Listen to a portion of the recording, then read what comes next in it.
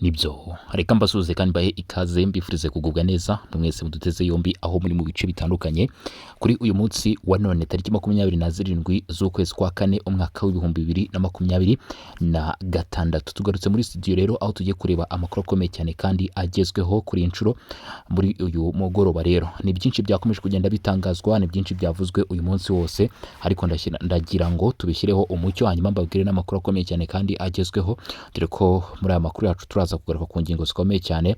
Leta Zunze Ubumwe za Amerika ndetse na Repubulika ya Demokarasi ya Kongo bashyizeho ingabo zidasanzwe zigomba kurinda ndetse no gukurikirana ibijyanye n'igenzurwa ry'ahacukurwa mu y'agaciro mu burasirazuba bwa Kongo kandi mu bice inyeshyamba za FC23 zisanzwe zigenzura. Rero ibi bigaragaza ko hashobora kuba hagiye kuba akantu kadasanzwe kuri FC23, dore ko n'ubundi ari inkuru mbi kuri izi nyeshyamba z'umutwe wa M23. Mu Burundi Perezida Evariste Ndayishimiye yongeye kugirwa umukandida w'ishyaka ari ku butegetsi mu matora ya perezida y'umwaka utaha w'2027. Ni mu gihe uyu mugabo yararetse gutangaza ko we yatifuza kongera kugaragara ku butegetsi bw'iki gihugu. Bivuze ko uyu yongeye kugirirwa icyizere cyo kongera kwiyamamaza.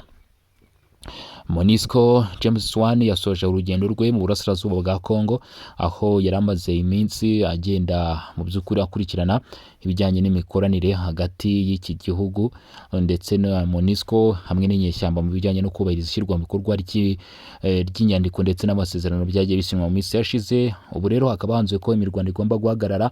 Ibi nabyo turaza kugenda tubikomozaho cyangwa se tubigaruke turebe uko byifashe chiko cyangwa se ngo ujye kure. Hanyuma rero biravuga ko Ubufaransa ndetse na Repubulika Iharanira Demokarasi ya Kongo kuri ubu ngubu rwose ngo bimeze neza, nyuma y'uko Ubufaransa bwishimiye ko ururimi rw'igifaransa rwatejwe imbere cyane muri Repubulika Iharanira Demokarasi ya Kongo. Turashyira umucyo kubiri kuvugwa Kavumu, amakuru avuga ko ibyavugwa ariko mw'abantu mwe kugeza kuri umugoroba muraza kutwihangana kubera ko Kavumu hari guturuka amakuru menshi cyane ndetse wagerageza no gutangaza ukuri kwa nyako kubiri kwabera, ugasanga mu by'ukuri bitewe n'uko abantu bagiye babwirwa byinshi cyangwa se babeshya byinshi, babwirwa byinshi cyangwa se bakabeshywa byinshi, bimwe ntago bari kubyizera kandi ugasanga ariko kuri guhari. Bityo reka mu by'ukuri dutegereze inyandiko mvugo ziza gushyirwa hanze n'igisirikare cya leta ya Kongo FARDC, dore ko batangaje ko mu makanya kari imbere bishoboka ko baza gushyira ukuri kuri byose biri kuvugwa hano muri iki gice. Hanyuma rero reka mbwira abantu gukanda subscribe cyangwa se sabone, abantu mudukurikirana muri mu bice bitandukanye mwibagirwe gukanda subscribe. Ikindi kandi nanone cy'ingenzi ugomba kuba wamenya nuko ugomba kuba washaringa amakuru akagera ku bandi. Hanyuma like murushaho kugenda muzizamura kuko ziraza kudufasha kugira ngo mubyukuri ibiganiro byacu n'amakuru bigere kuri benshi. Kubibaza uburyo bwo kujya muri group yacu ya WhatsApp ni link aho watangiye ibitekerezo cyangwa se wabashije icyo kibazo cyo kujya muri group yacu ya WhatsApp. Ureba hejuru uraza kubona link ibanziriza ibindi byose. Hanyuma rero iyo link iraza guhita igufasha kabisa kugera muri group yacu ya WhatsApp byoroshye cyane, nta kindi kiraba gisigaye. Reka rero twinjire mu makuru nta gutinda, nkubwire ko kugeza kuri ubu ngubu biri kuvugwa ku mirongo y'imbere ku rugamba bidasanzwe, ariko ngiye guhera ku nkuru ikomeye cyane y'ingenzi, aho tugiye guhera ku bijyanye n'imikoranire hagati ya Leta Zunze Ubumwe za Amerika ndetse na Repubulika Iharanira Demokarasi ya Kongo. Byatunguranye cyane kuri ubu Repubulika Iharanira Demokarasi ya Kongo ngo yabigiye gushyiraho umutwe udasanzwe wo kurinda ubucukuzi bw'amabuye y'agaciro ku bufatanye na Leta Zunze Ubumwe za Amerika. Ahangaha rero niho ikibazo kivukira kubera ko bimwe mu bice ubu ngubu Leta Zunze Ubumwe za Amerika zahawe biri kugenzurwa n'inyeshyamba z'umutwe wa M23. Ubugenzuzi bukuru bw'ubucukuzi bw'amabuye y'agaciro muri Repubulika Iharanira Demokarasi ya Kongo IGM bwatangaje ko hashyizweho ku mugaragaro umutwe udasanzwe witwa Grand Miner, uzaba ushinzwe kurinda ndetse no gucunga umutekano w'urwego rw'ubucukuzi bw'amabuye y'agaciro mu gihugu hose. Nk'uko byatangajwe n'uru rwego, uyu mutwe uzaba ari ishami rifite imiterere ya gisirikare ryihariye rizafasha mu kurinda ibikorwa byose bijyanye n'ubucukuzi, gutunganya ndetse no gutwara amabuye y'agaciro hagamijwe gukumira ubujura, ruswa n'ibindi bikorwa bihungabanya imiyoborere myiza muri uru rwego. Umugenzuzi mukuru wa IGM Raphael Kabengere yavuze ko iki cyemezo gishyira mu bikorwa ubushake bwa Perezida wa Repubulika ku gusukura urwego rw'ubucukuzi bw'amabuye y'agaciro muri Repubulika ya Demokarasi ya Kongo, hagakorwaho ibikorwa binyuranyije n'imiyoborere myiza, gukorera mu mucyo ndetse no gukurikirana inkomoko y'amabuye y'agaciro. yagize ati intego ni ugutunganya neza urwego rw'ubucukuzi bw'amabuye y'agaciro muri Repubulika ya Demokarasi ya Kongo hakavanwaho imikorere mibi ibangamira imiyoborere myiza, gukorera mu mucyo ndetse no kumenya inkomoko y'amabuye y'agaciro. Biteganyijwe ko kugeza mu mpera za 2028 hazaba hamaze koherezwa abarinzi barenga 20,000 bazakorera mu ntara 22 zikorerwamo ubucukuzi, zose zigenzurwa na IGM. Icyiciro cya mbere kizaba kigizwe n'abakozi hagati y'ibihumbi 2,500 ndetse n'ibihumbi 3,000 bazatoranwa binyuze mu buryo bukomeye bwo gushaka abujuje ibisabwa. Bazatoranwa bazahabwa amezi 6 y'amahugurwa akomeye azakorwa ku bufatanye n'inzego za gisirikare ndetse banahabwa ibikoresho bigezweho bizabafasha mu kazi kabo. Gahunda yo gushyira mu bikorwa uyu mushinga iteganya ko muri Gicurasi 2026 hazatangira kwiyandikisha ku bushake kujya muri uyu mutwe hatitawe ku gitsina. Kuva muri Kamena kugeza mu Ukuboza 2026 hazaba amahugurwa y'itsinda rya mbere, naho mu Ukuboza 2026 hazoherezwa itsinda rya mbere mu kazi. Mu mpera za 2027 biteganyijwe ko umutekano uzaba wuzuye mu duce twa Grand Katanga, Grand Oriental, mbere yuko mu mpera za 2028 uyu mutwe ugera mu ntara zose zicukurwamo amabuye y'agaciro muri Repubulika ya Demokarasi ya Kongo. Uyu mushinga uzatwara miliyoni 100 z'amadolari y'Amerika kandi uzaterwa inkunga binyuze mu bufatanye bwa Repubulika Iharanira Demokarasi ya Kongo na Leta Zunze Ubumwe za Amerika hamwe n'ubutumwa bw'Abarabu Emirates Arabic Unity. Uzakorerwa mu bigo by'amahugurwa bisanzwe bifite ubushobozi bwo gutanga nyine ibyo bikorwa. Mu nshingano z'ingenzi z'uyu mutwe harimo kurinda ahacukurwa amabuye y'agaciro hose mu gihugu no gucungira umutekano itwarwa ryayo kuva aho acukurwa kugeza aho atunganyirizwa ndetse no ku mipaka anyuzwa ajyanwa hanze y'igihugu. Byongeye kandi mu nshingano z'uyu mutwe mu by'ukuri harimo gusimbura buhoro buhoro bamwe mu basirikare basanzwe bo mu ngabo za leta bari basanzwe boherezwa mu duce tw'ubucukuzi bw'amabuye y'agaciro. Ibi bigamije gutuma habaho umutwe wihariye ufite ubumenyi n'inshingano zihariye zo kurinda urwego rw'ingenzi rw'ubukungu bw'igihugu. Ishyirwaho ry'uyu mutwe riteganyijwe kuzafasha Repubulika ya Demokarasi ya Kongo kongera agaciro ku musaruro ukomoka ku mabuye y'agaciro yayo ndetse no gushyiraho umutekano urambye kandi wizewe uzafasha ibikorwa by'ubucukuzi gukomeza ndetse nta nkomyi, ndetse no kurinda ishoramari ry'abashoramari bo mu gihugu no hanze yacyo. Ku bijyanye n'ubugenzuzi bukuru bw'ubucukuzi bw'amabuye y'agaciro bwashinzwe n'itegeko nimero 23/19 ryo kuwa 9 Kamena 2023, urwego rushinzwe kugenzura gukora ubugenzuzi bwimbitse ndetse no kurwanya uburiganya n'ubujura bibera mu rwego rw'ubucukuzi bw'amabuye y'agaciro muri Repubulika ya Demokarasi ya Kongo. Rafael Kabengere uyobora uru rwego nk'umugenzuzi mukuru yatangiye imirimo ye kuri uwo mwanya ku itariki 12 Mutarama 2026. Uru rwego ruvuga ko gushyiraho mu by'ukuri izi ngabo zidasanzwe ari imwe mu ngamba zikomeye zo kurushaho kugenzura umutungo kamere wa Repubulika ya Demokarasi ya Kongo ndetse no kuwubyaza inyungu abaturage n'igihugu muri rusange, aho abacukuzi b'amabuye y'agaciro bakomeje kuba inkingi ikomeye y'ubukungu ubucukuzi bw'amabuye y'agaciro bukomeje kuba inkingi ikomeye ku bukungu bw'iki gihugu. Aha rero hakaba humvikanyemo Leta Zunze Ubumwe za Amerika ndetse n'ubumwe bw'Abarabu ko aribo bashyigikiye ibi bikorwa bazafatanya na Repubulika ya Demokarasi ya Kongo gukora icyo gikorwa nk'uko twabivuze haraguru. Rero muri aya makuru munyemerere dusimbukire no ku zindi ngingo zikomeje kuvugwa, twerekeze mu gihugu cy'abaturanyi cy'u Burundi nyuma yo kuva muri Repubulika ya Demokarasi ya Kongo, ariko mbasezeranya ko tuza no kongera tukagaruka twarana n'andi makuru nyine ariko vugwa hano muri Repubulika ya Demokarasi ya Kongo, by'umwihariko mu burasirazuba bw'iki gihugu hakomeje kunavuga inkuru z'imirwano, ibitero bikomeye cyane ndetse n'ubushyamirane hagati y'inyeshyamba za FCM23 n'ubundi n'uruhande rwa leta y'i Kinshasa. Twerekeze rero muri Kivu y'Amajyepfo. Kuri ubu mu Burundi Perezida Evariste Ndayishimiye yagizwe umukandida w'ishyaka riri ku butegetsi mu matora ya ya perezida 2027. Uyu akaba asanzwe rero ari na perezida w'iki gihugu kuri manda ya kabiri, bivuze ko aramutse atowe kuri inshuro yaba atorewe manda 3 kuyobora Uburundi. Perezida w'Uburundi Evariste Ndayishimiye ku cyumweru tariki 26 Mata 2026 nibwo yaje kugirwa umukandida w'ishyaka riri ku butegetsi CNDD-FDD mu matora y'umukuru w'igihugu ateganyijwe mu mwaka wa 2027. Ibi byari byitezwe na benshi kuko asanzwe afatwa nk'ufite amahirwe menshi yo kongera gutsinda aya matora.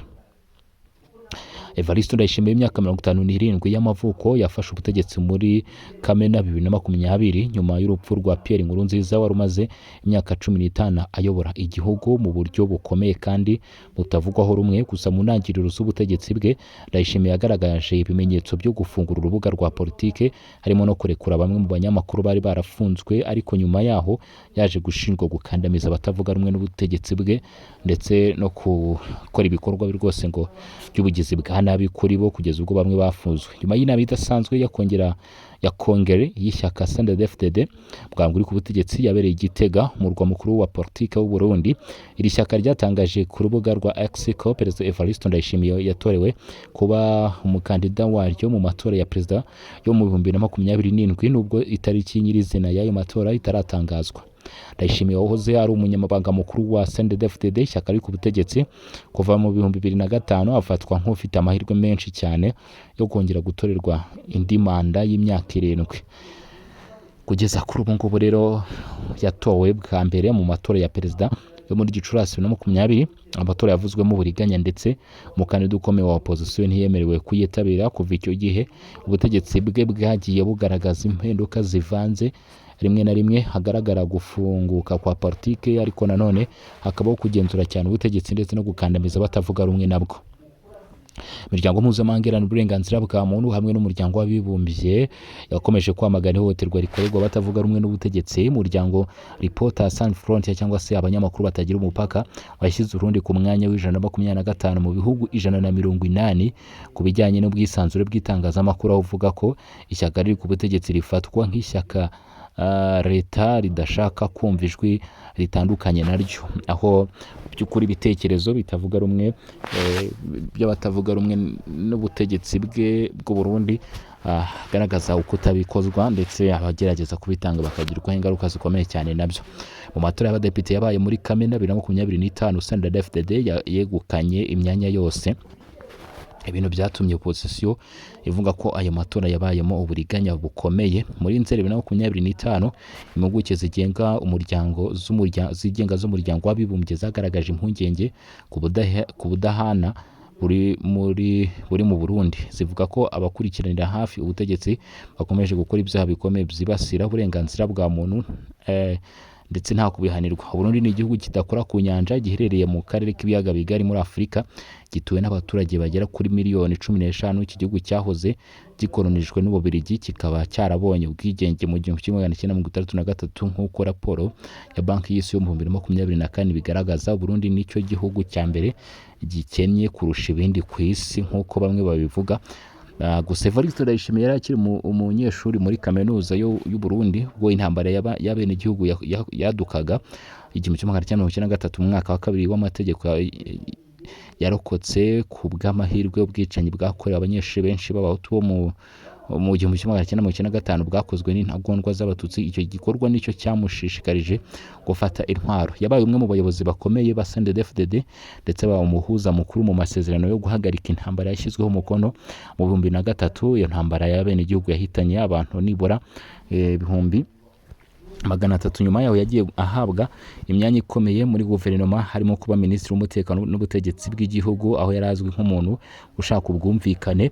Mu 2015 Burundi bwahuye n'ikibazo gikomeye cya politike nyuma y'uko Pierre Nkurunziza yatangaje ko aziyamamariza manda ya gatatu. Imyigaragambyo yakurikiyeho yakandamijwe bikomeye, hitana nibura abantu 1,200 ndetse abarenga 40,000 bahungira mu mahanga nk'uko urukiko mpuzamahanga mpanabyaha rubivuga. Kuri ubu Evariste Ndayishimiye unafite kuyobora iki gihugu by'agateganyo umuryango wa Afurika y'Unze Ubumwe, nanone ni ikishimirwa ndetse ikaba n'indi ntambwe ikomeye cyane kuri we bishobora kumufasha gukomeza mu by'ukuri kwegukana amatora. Iri ni inkuru dukesha igitangazamakuru Le Monde. andi makuru akomeye cyane ku biri kuvugwa MONUSCO uyihagarariye yarangije urugendo rwe rero yagiriraga mu burasirazuba bwa Kongo cyangwa se uruzinduko rwe. Reka dusuzume turebe ni ibiki mu by'ukuri biri mu nyandiko yashyizwe hanze na MONUSCO igaruka cyangwa se igaragaza iby'iki gikorwa uko kirimo kugenda. Ni MONUSCO ivuga ko gushyira mu bikorwa agahenge no kurinda abasivile ari byo byihutirwa mu burasirazuba bwa Kongo. Goma tariki 29 Mata 2026 intumwa yihariye y'umunyamabanga mukuru wa Loni muri Repubulika ya Demokarasi ya Kongo ndetse n'umuyobozi wa MONUSCO James Wan yatangaje ko gushyira mu bikorwa agahenge kurinda abasivile ndetse no kugarura amahoro arambye ari byo biri ku isonga mu bikorwa bya nyuma y'uruzinduko rwe rwa mbere yagiriye mu burasirazuba bw'igihugu. Mu itangazo yasohoreye igoma ku wa 26 Mata 2026 James Wan yavuze ko yari asoje uruzinduko rwe rwa mbere rw'akazi mu ntara za Kivu y'Amajyaruguru na Ituri, aho yageze cyane Beni, Bunia na Goma kuva yagirwa intumwa yihariye y'umunyamabanga mukuru wa Loni muri Repubulika ya Demokarasi ya Kongo ndetse n'umuyobozi wa MONUSCO. Yashimiye abo bagiranye ibiganiro bose avuga ko uru ruzinduko rwamufashije gusuzuma ibibazo by'umutekano bikomeje kugaragara muri ibyo bice, kumva ibibazo abaturage bahura nabyo cyane cyane ibiterwa n'intambara, kwimurwa kw'abaturage n'umutekano muke. James Wan yavuze ko muri uru rugendo MONUSCO yakoranye n'amakipe yayo mu gushaka ingamba zibanze zigomba kwihutishwa by'umwihariko mu kurinda abasivile no gushyigikira ishyirwa mu bikorwa by'agahenge hagati y'impande zihanganye. Yagaragaje ko MONUSCO iri gutanga umusanzu wayo binyuze mu bufasha no kwitabira ibikorwa bya mécanisme conjugé de vérification RG+ ndetse no gukorana na Joint Intelligence Faction Center hubarizwa imyanzuro y'akanama Karoni gashinzwe umutekano. Nk'uko yari yabivuze akigera ku kibuga cy'indege cya Goma, James Wan yavuze ko MONUSCO yizeye gutanga umusanzu mu gushimangira ibikorwa byo kugabanya ubushamirane kugira ngo haboneke vuba agahenge nyako ndetse n'amahoro arambye mu burasirazuba bwa Kongo. Yongeye gushimangira ko MONUSCO na Loni bishyigikiye byimaze ishyirwa mu bikorwa ry'amasezerano ry'imyanzuro nimero 2773 ndetse na 2808 y'akanama Karoni gashinzwe umutekano yemejwe 2025. Yasobanuye ko iyo myanzuro ishimangira kubahiriza ubwigenge bwa Repubulika ya Demokarasi ya Kongo, ubusugire bwacyo ndetse n'ubumwe bw'imbibi z'iki gihugu. Mu biganiro yagiriye igoma, James Wan yavuze ko hibanzwe cyane ku buryo bwo gushyira mu bikorwa iyi myanzuro, uburyo bwo gukurikirana no kugenzura agahenge ndetse n'ingamba zifatika zo guteza imbere ibiganiro bya Doha na Washington hamwe n'ibikorwa by'umuryango wa Afurika yunze ubumwe. Yasabye impande zose bireba kubahiriza ibyo ziyemeje muri izo gahunda zitandukanye zigamije kugarura amahoro n'umutekano. Yasoje avuga ko MONUSCO izakomeza gukora hakurikijwe inshingano zayo ifatanyije n'abanyekongo mu gushyigikira ibikorwa byo kugabanya ubushyamirane, kurushaho kurinda abasivile no gufasha igihugu kugarura amahoro arambye ndetse n'ubutegetsi bwa leta mu nyungu rusange z'abaturage ba Kongo.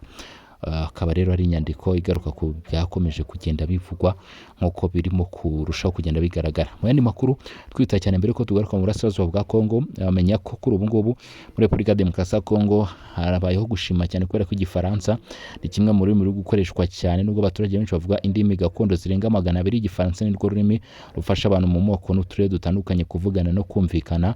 Repubulika ya Demokarasi ya Kongo ni kimwe mu bihugu bifite abantu benshi bavuga igifaransa ku isi, abo barenga 34,000,000 bavuga ururimi. Ibi byatewe n'amateka banyuzemo, ariko bikaba bikomeza imikoranire hagati yabo ndetse n'Ubufaransa kugeza kuri uyu munsi nk'uko byanditswe n'igitangazamakuru Le Figaro kivuga ko rero kuri ubu ibi byakuriye umubano mwiza hagati y'Ubufaransa na Repubulika ya Demokarasi ya Kongo ukomeje gutezwa imbere kugeza kuri ubu ngubu, nk'uko amakuru akomeje kugenda ajya ahagaragara arushaho kugenda bigaruka cyangwa se abikomozaho mu makuru tugenda turushaho kwakira uko bwije n'uko bukeye. Haracyategerejwe rero byinshi bishobora kugerwaho kugira ngo iki kibazo kindi cy'abatumva kituma hatabaho kutumvikana nacyo gikemurwe. Gusa Ubufaransa hagati aho ngabo bukaba bwishimiye mu by'ukuri icyabaye cyangwa se byakozwe kugira ngo Ubufaransa ururimi rwabo rube ruvugwa nyine n'abantu ibihumbi n'ibihumbi muri Repubulika Iharanira Demokarasi ya Kongo. Nguko rero hanyuma kandi tugenda tugana ku musozo kugeza kuri ubu ngubu Kavumu ntabwo byifashe neza, byatangiye no gusatira ibice birimo Mpiti nk'uko amakuru aturuka muri ibyo bice bivuga. Gusa icyakoza icyo ugomba ko wamenya ukuri ku bijyanye n'ibikuba muri ibi bice gukomeje kugenda kuba amayobera kubera yuko ari gukomeza kugenda hasohoka amakuru menshi. Rero tukaba twabararikiye kuza kumva ibyo uruhande rwa leta y'Kinshasa ruza gutangaza kugushyira umucyo kuri biri kubera muri ibi bice. Ubwo rero komeza dukurikirane, hanyuma rero turasubira mu masaha ari imbere tureba n'ibindi bigezweho. Aho mu busanzwe ku badukurikirana barabizi, ukanda subscribe cyangwa se sabone yari ku nshuro ya mbere dukurikiranye. Ikindi kiba gishoboka, ushobora kuba watanga like ku biganiro n'amakuru tugenda tubagezaho. Iyo bitabaye ibyo ngibyo, iyo wamaze kubikora ushaka ko washaringa aya makuru, ibyo nabyo ni ku bushake. Hanyuma rero ushobora no kuba hejuru y'ibyo ngibyo, mu by'ukuri ushobora no kuba watanga igitekerezo cyawe, ugatanga inyunganizi muri comments cyangwa se ukajya muri group yacu ya WhatsApp, aho dubana umunsi kundi duhana ibitekerezo n'amakuru. Ntiwibagirwe kandi nanone kuza kudusuhuza, kandi hari nako ngenda nabwira abantu mudukurikirana muri mu bice bitandukanye, Uganda, Burundi, Repubulika ya Demokarasi ya Kongo, Tanzania ndetse n'ahandi mu bice bigiye bitandukanye, ko tubakunda kandi tubifuriza ko muzajya mukomeza kudukurikirana. Ari nayo mpamvu babwira nti mugire ibihe byiza, Imana n'imigisha bikomeze kugenda byibanira namwe, amahoro y'Imana abane namwe, umugisha w'Imana ukomeze kuba kuri mwese. Nge rero wumva kuri mikoro, amazina yanjye akaba ari Bosco, iyi ni Region Info, aho tubagezaho amakuru rero agiye atandukanye. Ubwo rero icyo nabararikira nuko tuza gusubira amasaha ari imbere tureba n'ibindi biraba bigezweho cyangwa se uko biraba byifashe. Ciao ciao, hasta la vista.